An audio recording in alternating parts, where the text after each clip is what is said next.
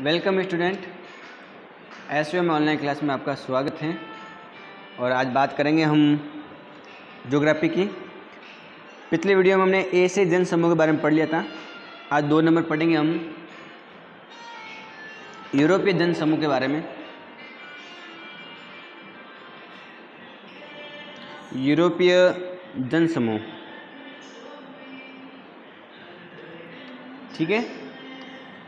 एशियाई जन समूह के बारे में बात की थी कि कौन कौन से प्रमुख देश आते हैं। हमने पूर्व एशिया की बात की थी, दक्षिण पूर्व एशिया की और दक्षिणी एशिया की बात की थी। पूर्व एशिया में 3 देश, चीन, जापान, कोरिया की बात की थी। इसके अलावा दक्षिण पूर्व एशिया की बात की थी, Thailand, Myanmar, Indonesia, Philippines, Vietnam. दक्षिणी एशिया की बात की थी, भारत, पाकिस्तान, बांग्लादेश वगैरह काफ़ी देश थे। आज बात करेंगे यूरोपीय जन समूह की। एशिया के बाद में जो दूसरा सबसे बड़ा जन समूह है वो यूरोप महाद्वीप है। एशिया के बाद में सबसे बड़ा जो जन समूह है एशिया के बाद में कौन है? यूरोप है। एशिया में सबसे ज़्यादा जनसंख्या निवास करती है। उसके बाद में ध्यान रखना है कि यूरोप जो महाद्वीप है उसमें जनसंख्या निवास करती है। अगर हम संपूर्ण यूरोप की बात करें जिसमें रूस है उसका भी थोड़ा बहुत भाग आता है, तो लगभग 74 करोड़ जो जनसंख्या है वो यूरोप में है। 74 करोड़ जनसंख्या यूरोप महाद्वीप में है। तो 74 करोड़ यूरोपीय जन समूह में शामिल हैं, ये ध्यान रखना है आपको। और अगर बात करें तो जिसका 75% भाग विशेषकर यूरोपीय जन समूह में निवास करता है, और इसमें सबसे सर्वाधिक जनसंख्या वाले देश हैं वो रूस के बाद में जर्मनी है इसके अंतर्गत। तो इसका 75% यूरोप में है, और सर्वाधिक जनसंख्या वाला जो देश हैं वो रूस के अलावा ध्यान रखना है कि जर्मनी है। मतलब ये वहाँ की रूस का थोड़ा बहुत भाग है वो यूरोप में शामिल है। तो यूरोप की बात करें तो उसमें 75% जो भाग हैं वो मेन रूप से यूरोप में हैं, लेकिन उसमें सबसे अधिक जनसंख्या वाला देश रूस है, उसके बाद में जर्मनी है। और अगर हम बात करें तो लगभग 8.20 करोड़ लोग रहते हैं वहाँ पर, ठीक है। ये बात आपको ध्यान में रखनी है कि कितने करोड़ लोग रहते हैं, 8.20 करोड़। अगर हम बात करें यूरोपीय जन समूह की तो 40 डिग्री उत्तरी अक्षांश से 60 डिग्री उत्तरी अक्षांश के मध्य यूरोपीय जन समूह पाया जाता है, ये ध्यान रखना है। 40 डिग्री उत्तरी अक्षांश से लगाकर 60 डिग्री उत्तरी अक्षांश के बीच में ध्यान रखना है आपको कि यूरोपीय जन समूह है। इसकी अगर हम सर्वाधिक सघनता की देखें कि कहाँ पर सबसे अधिक जनसंख्या निवास करती हैं, तो 45 डिग्री उत्तरी अक्षांश से लगाकर 55 डिग्री उत्तरी अक्षांश के मध्य सर्वाधिक जनसंख्या निवास करती है, सबसे अधिक सघनता पाई जाती है, ठीक है। तो ये बात आपको ध्यान रखनी है। और जो ये 45 डिग्री से लगाकर 55 डिग्री उत्तरी अक्षांश है वो कोयला पेटी के सहारे हैं। जैसे राइन नदी के माध्यम से कोयले का आदान प्रदान होता है, परिवहन का प्रमुख वहाँ पर एक साधन है राइन नदी। तो वहाँ के आसपास में जो भी देश हैं उन देशों में सबसे अधिक जनसंख्या है जो कोयला के लिए सर्वाधिक प्रसिद्ध है, ये ध्यान रखना है। और वर्तमान समय में देखें तो आधुनिक उद्योग और नगरों का विकास हुआ है यहाँ पर, इसलिए वहाँ पर अधिक जनसंख्या निवास करती है। 40 डिग्री से उत्तरी अक्षांश से 60 डिग्री उत्तरी अक्षांश का मतलब तो आपको पता होगा। फिर एक बात देख लीजिए किस प्रकार से।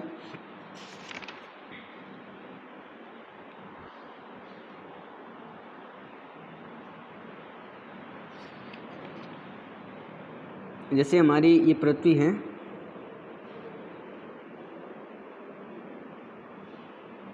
बीच में कौन सी लाइन है? भूमध्य रेखा, 0 डिग्री अक्षांश पर। ऊपर वाला उत्तरी गोलार्ध हो गया, नीचे वाला दक्षिण गोलार्ध हो गया। इस भूमध्य रेखा के ऊपर वाला एक लाइन ऐसे गुजरती है, एक लाइन ऐसे गुजरती है। ये 23.5 डिग्री कर्क रेखा, ये 23.5 डिग्री मकर रेखा। तो यूरोपीय जनसमूह की बात कर रहे हैं कि किन अक्षांशों के बीच में यूरोपीय जनसमूह सबसे अधिक हैं, तो आपको समझना है कि 40 डिग्री से जो 23 तो 23.5 तो यहाँ पे 24 25 ऐसे करते करते मान लो यहाँ तक 40 हो गए। 0 यहाँ से शुरू हुआ, ऊपर आते आते आते ऊपर क्यों आना है, क्योंकि उत्तरी अक्षांश है, क्योंकि यूरोपीय महाद्वीप उत्तरी अक्षांश में स्थित है ना, उत्तरी गोलार्ध में। तो उत्तरी अक्षांश का मतलब ये हुआ कि 0 डिग्री से ऊपर वाला उत्तरी भाग में तो 40 से 60, तो 40 यहाँ से मान लो शुरू होता है, ऐसे 1 2 3 करते करते 23.5 पर आ गए, 23.5 के बाद में 40 पर आ गए। तो 40 डिग्री उत्तरी अक्षांश से लगाकर 60 डिग्री मान लो, 40 के बाद में ऐसे करते करते 50 और 60 यहाँ तक आ गए, तो ये 60 डिग्री उत्तरी अक्षांश। इसका मतलब ये हुआ कि इन अक्षांशों के बीच में जो यूरोपीय महाद्वीप हैं इनमें ज़्यादा जनसंख्या निवास करती है इन दोनों अक्षांशों के बीच में। जैसे मान लो यहाँ पर यूरोप के जो महाद्वीप हैं, ठीक है, इस प्रकार से, तो वो ध्यान रखना है आपको किस प्रकार से यूरोपीय महाद्वीप, ये भारत वगैरह मैंने बना दिया इस प्रकार से। तो यूरोपीय महाद्वीप के अंतर्गत 40 डिग्री उत्तरी अक्षांश से 60 डिग्री। अब इसमें भी देखें कि सबसे अधिक सघनता वाला जो इलाका है वो 40 के बाद 45 से लगाकर 55 तक, तो जो ये 10 डिग्री अक्षांश के बीच में जो स्पेस है उसके बीच में सबसे अधिक जनसंख्या निवास करती है यूरोपीय जनसमूह की। क्योंकि वहाँ पर अगर बात करें तो कोयला क्षेत्र हैं, कोयला के सारे और धीरे धीरे वहाँ पर औद्योगिक क्षेत्र भी खुल गए हैं, तो ये भी ध्यान रखना है आपको उद्योग की वजह से, ठीक है। इस बात को अच्छी तरह से समझना है। उसके बाद में बात करें तो 19वीं शताब्दी के उत्तरार्ध में औद्योगिक क्रांति के विकास होने के साथ साथ में और बड़े बड़े नगरों में जनसंख्या घनत्व बढ़ता जा रहा था। और अगर हम यूरोप के लोगों की बात करें तो उनका जीवन यापन का जो प्रमुख साधन है वो कृषि भी है, लोग कृषि भी करते हैं, खेती भी करते हैं। और यूरोपीय जनसमूह के देशों में जन्म दर व मृत्यु दर दोनों ही कम है, दोनों क्या हैं, कम है, मतलब ना ज़्यादा जन्म लेते हैं ना ज़्यादा मौत होती है। तो बच्चों की जो जन्म लेने की दर है वो कम है, लोगों के मरने की दर भी क्या है, कम है, मृत्यु दर भी क्या है, कम है। इसलिए यहाँ पर जनसंख्या जो वृद्धि है वो स्थिर अवस्था में है। कौन सी अवस्था में, मतलब ना ज़्यादा बढ़ती है ना ज़्यादा कम होती है जनसंख्या, क्योंकि जितने जन्म लेते हैं उतने मर जाते हैं, दोनों ही कम है। तो अर्थात स्थिर जनसंख्या वृद्धि दर यहाँ पर है। तो जनसंख्या वृद्धि की बात करें तो स्थिर अवस्था में पाई जाती है यूरोपीय जनसमूह के अंदर, ये ध्यान रखना है आपको।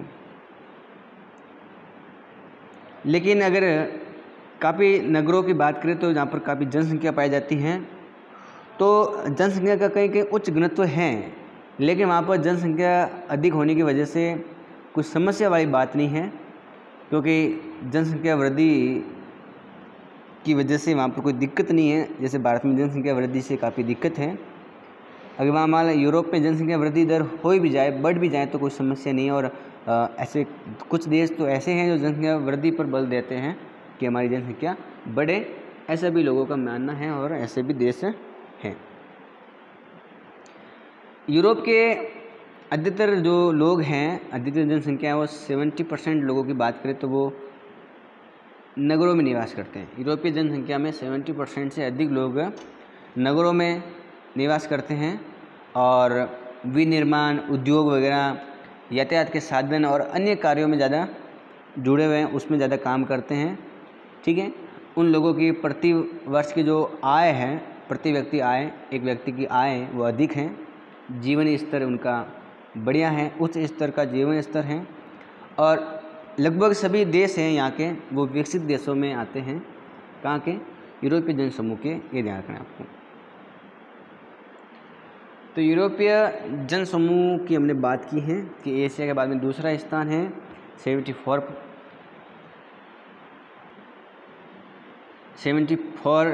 करोड़ जनसंख्या निवास करती हैं। और रूस जिसमें पहला है, जो रूस का भाग है यहाँ, इसमें भी साथ में शामिल हैं। इन अक्षांशों के बीच में यूरोपीय जनसंख्या बढ़िया पाई जाती है, अधिकतर हमने बात कर ली है।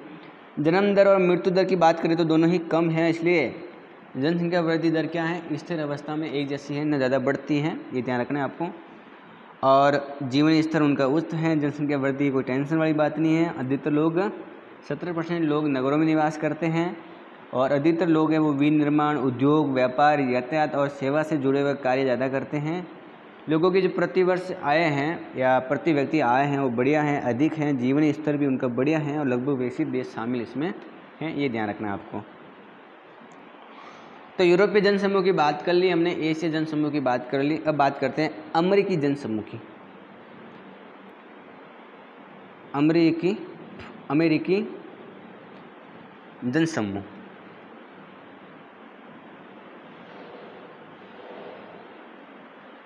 अमेरिकी जनसमूह की कौन कौन सी प्रमुख बातें हैं ध्यान रखना है। अगर हम बात करें कि अमेरिकी जनसमूह का जो प्रमुख विस्तार है वो उत्तरी अमेरिका के उत्तरी पूर्वी भाग में है। जो उत्तरी अमेरिका है उसका जो उत्तरी पूर्वी भाग है वहाँ पर सबसे अधिक जनसंख्या निवास करते हैं अमेरिकी जनसमूह के तहत। तो विश्व का जो सबसे बड़ों में से बात करें, तीसरा बड़ा जो देश है जनसमूह है वो अमेरिकी जनसमूह है। कौन सा? तीसरा।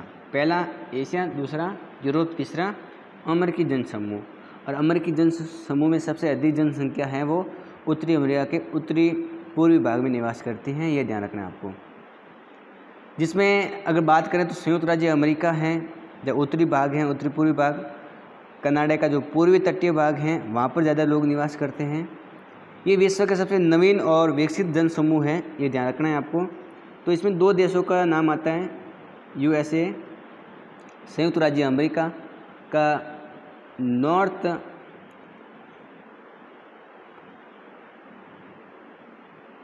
ईस्ट जो है उत्तरी पूर्वी भाग, वहाँ पर जनसंख्या निवास ज़्यादा करती है। जो कनाडा है उस कनाडा की बात करें तो पूर्वी तटीय क्षेत्र में ज़्यादा जनसंख्या निवास करती है कनाडा के अंदर, ठीक है। तो ये भी ध्यान रखना है आपको, पूर्वी तटीय क्षेत्र में, ठीक है।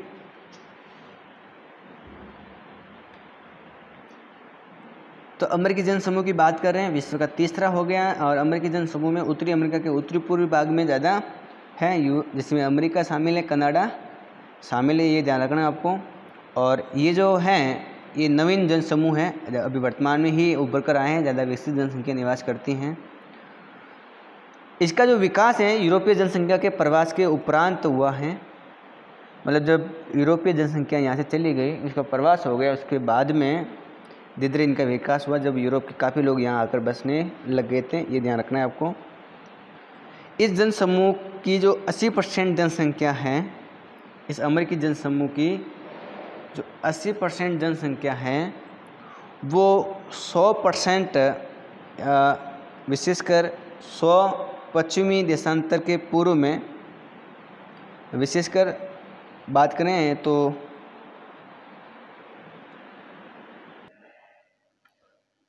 तो 80% जो जनसंख्या है अगर उसकी बात करें तो वो 30 डिग्री उत्तरी अक्षांश से 45 डिग्री उत्तरी अक्षांश के मध्य निवास करती हैं, वो भी 100 डिग्री पश्चिम देशांतर के पूर्व में, ठीक है।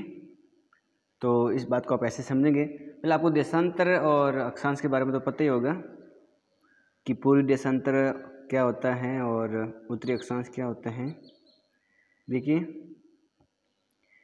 इस प्रकार की जो लाइनें होती हैं, क्षितिज लाइनें, इनको अक्षांश कहते हैं। क्या कहते हैं? उनको अक्षांश कहते हैं, ठीक है। उनको क्या कहते हैं? अक्षांश। तो 3 अक्षांश मैंने लाइनें खींची है, 0 डिग्री भूमध्य रेखा, 23.5 डिग्री कर्क रेखा और मकर रेखा 23.5 डिग्री। इस प्रकार की जो लाइनें हैं उत्तर से दक्षिण की तरफ ऊर्ध्वाधर लाइनें, जिनको देशांतर कहते हैं। क्या कहते हैं? उनको देशांतर कहते हैं, ठीक है। ये ध्यान रखना है आपको।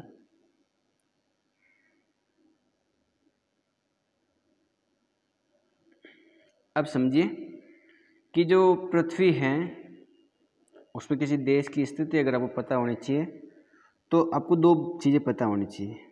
एक तो बीच वाली भूमध्य रेखा, ग्रीनविच रेखा, जो लाइन में 0 डिग्री अक्षांश देशांतर जो लाइन है ये, ठीक है। जिसमें अगर मैंने बात की आपके सामने तो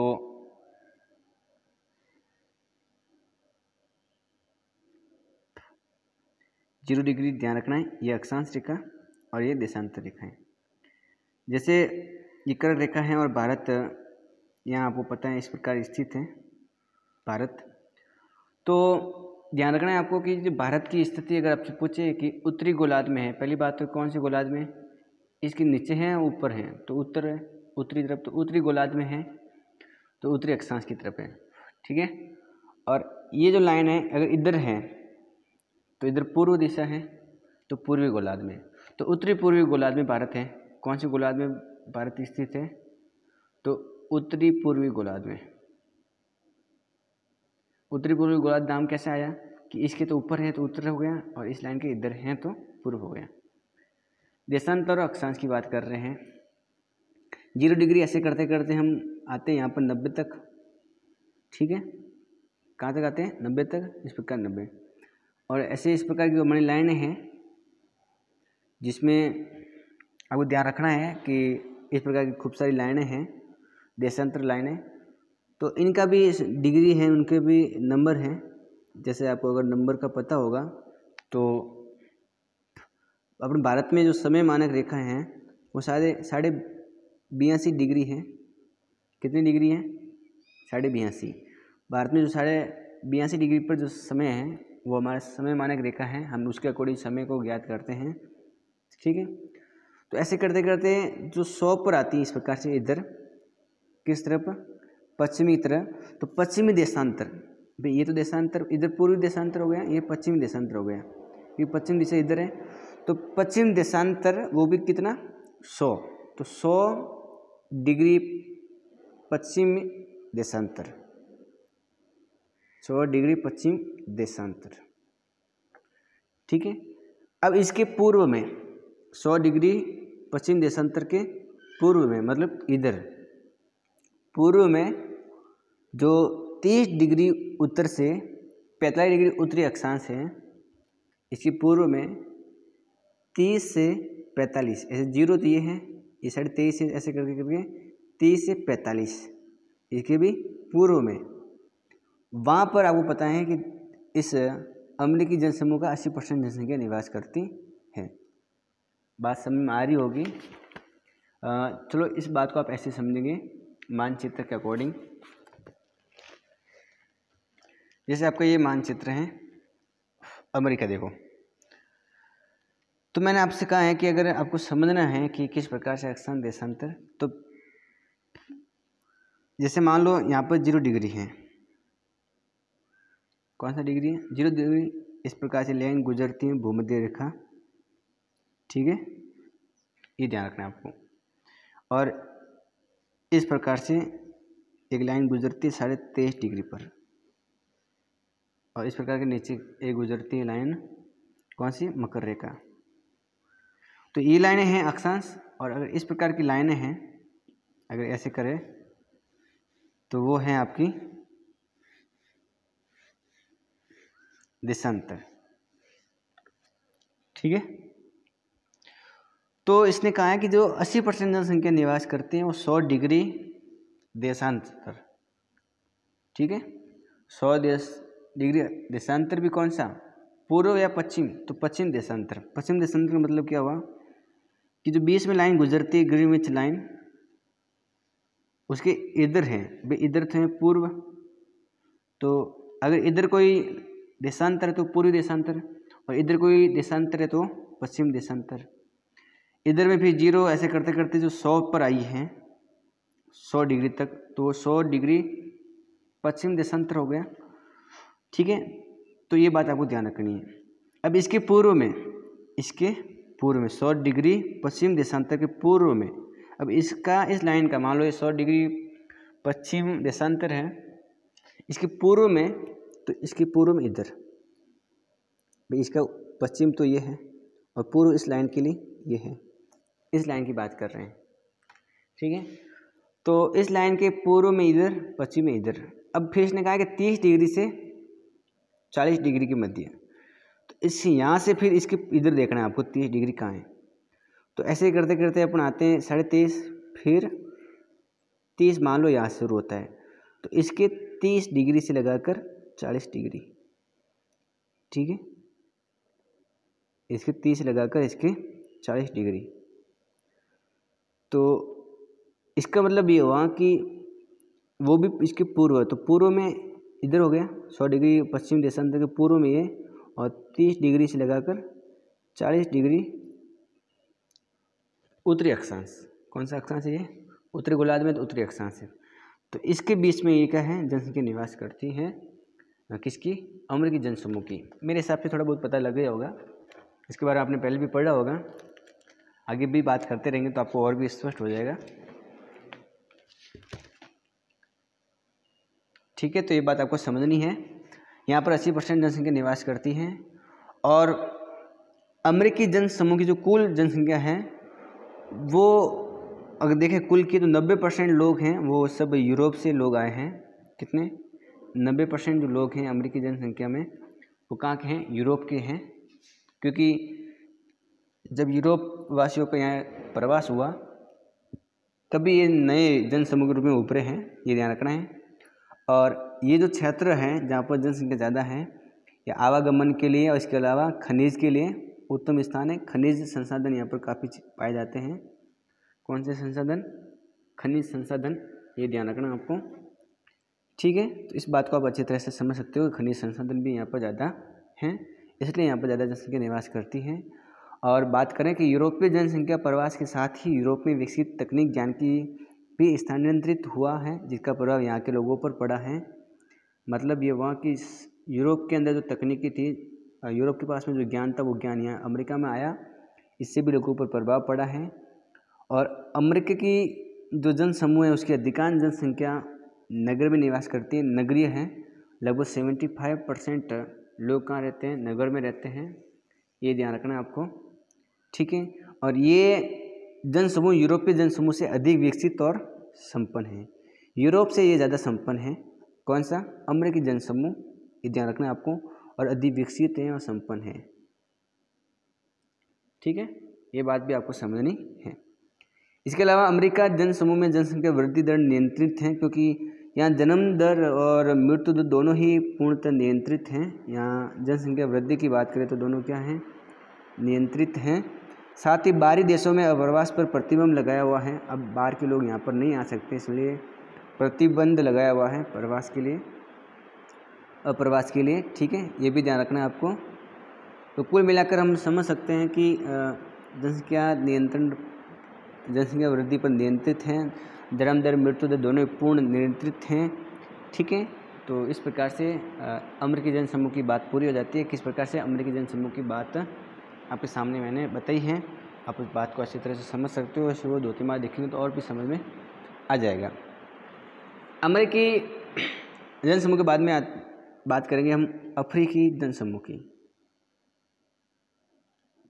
अफ्रीकी जनसमूह, ठीक है, अफ्रीकी जनसमूह की बात करते हैं। अफ्रीका जो महाद्वीप है उसकी जनसंख्या का 2001 के अकॉर्डिंग देखें अपन तो 81.8 करोड़ थी। 81.8 करोड़ किसकी जनसंख्या? अफ्रीका की। किसके अकॉर्डिंग? 2001 के अकॉर्डिंग। लेकिन 2013 की बात करें तो ये जनसंख्या कितनी है? 110 करोड़। कितनी है? 110 करोड़ है। मतलब जो ये 110 करोड़ है ये संसार की कुल जनसंख्या का 15.4% जनसंख्या है। संसार की कितनी जनसंख्या है उसका 15.4% है, वो ये जनसंख्या है अफ्रीका में। ये ध्यान रखना आपको, ठीक है। और अगर हम देखें तो आकार की दृष्टि से एशिया के बाद में सबसे बड़ा जो महाद्वीप है वो कौन सा है? अफ्रीका है। सबसे बड़ा महाद्वीप कौन सा है? एशिया। एशिया के बाद में अफ्रीका, ठीक है। लेकिन इस अफ्रीका की बात करें तो इसका 70% जो ज़मीन है, भूभाग है, वो मरुस्थलीय है। क्या है? मरुस्थलीय है। और मरुस्थलीय की वजह से, अधिक गर्मी की वजह से, सघन वनों में आर्द्रता होने की वजह से ये जो स्थान है वो निर्जन स्थान है काफ़ी। क्या है? निर्जन स्थान है जहाँ पर कोई लोग नहीं रहते हैं, तो जनसंख्या श्योर है कम होंगे। अमेरिका की जनसंख्या की बात करें तो अमेरिका का जो कुल 30% भूभाग है उस पर ही जनसंख्या रहती है, उस स्थान पर ही जनसंख्या का बसाव है, ठीक है। और ये जो जनसंख्या का 30% है, 30% भूभाग पर जो जनसंख्या है वो 3 क्षेत्रों में से केंद्रित है, ऐसा केंद्रण है उसका। प्रथम तो है नील घाटी क्षेत्र। कौन सा? विश्व की सबसे लंबी नदी कौन सी? नील नदी। नील नदी घाटी क्षेत्र है वहाँ पर। दूसरा है जाम्बिया। कौन सा? जाम्बिया, ठीक है, ये ध्यान रखना है आपको, जाम्बिया क्षेत्र के अंदर। और फिर है नाइजर जो नदी घाटी है वहाँ पर, ठीक है। तो नाइजर नदी घाटी के मध्य में स्थित जो गिनी तट है, क्या? गिनी तट। और तीसरा जो क्षेत्र है, 2 तो ये हो गए, पहला हो गया नील घाटी, दूसरा हो गया जाम्बिया नाइजर नदी घाटी का मध्य स्थित गिनी तट, तीसरा है दक्षिण अफ्रीका का दक्षिण पूर्वी तटीय भाग है। तो जो दक्षिणी अफ्रीका है उसका जो दक्षिणी और पूर्वी तटीय भाग है वहाँ पर सबसे अधिक जनसंख्या निवास करती हैं, ये ध्यान रखना है आपको। तो 3 क्षेत्र हैं जहाँ पर जनसंख्या निवास करती है, उसकी मैंने आपसे बात की है कि कौन कौन से प्रदेश हैं जहाँ पर जनसंख्या निवास करती है अफ्रीका में। तो नील घाटी हो गया एक, तो फिर दूसरा हो गया जाम्बिया नाइजर नदी घाटियों के मध्य जो गिनी तट हैं वो, और तीसरा हो गया आपको दक्षिण अफ्रीका का जो दक्षिण और पूर्वी तटीय इलाका है वहाँ पर। क्योंकि पूरी जनसंख्या की बात करें तो 30% भूभाग पर पाई जाती है, 70% आपको ध्यान रखना है कि मरुस्थलीय भाग हैं, आर्द्र जलवायु है, इसलिए वहाँ पर निर्जन क्षेत्र हैं, ये ध्यान रखना है आपको, ठीक है। तो जनसंख्या की बात की है, कल से हम पढ़ेंगे जनसंख्या घनत्व के बारे में, पॉपुलेशन डेंसिटी के बारे में बात करेंगे। आज के लिए इतना ही, बाकी बात करेंगे हम अगले वीडियो में। और वीडियो को लाइक करें, चैनल को सब्सक्राइब करें, वीडियो को शेयर ज़रूर करें। इसके अलावा इस वीडियो को 2-3 बार देखना है। आपके पास फ़ोन तो है ही है, फ़ोन से जो भी देश है उन देश की मैपिंग देखनी है आपको। देश फ़ोन में सर्च करके अमेरिका कहाँ है, अफ्रीका कहाँ है, जाम्बिया कहाँ है, नाइजीरिया कहाँ है, सर्च करना है, ठीक है। और यूट्यूब से आप कोई भी वीडियो अक्षांश देशांतर के बारे में भी जान सकते हो। कोई समझ में नहीं आए तो उसको आप वीडियो को 2-3 बार देखेंगे तो और भी समझ में आ जाएगा, ठीक है। तो आज के लिए इतना ही, बाकी बात करेंगे हम अगले वीडियो में।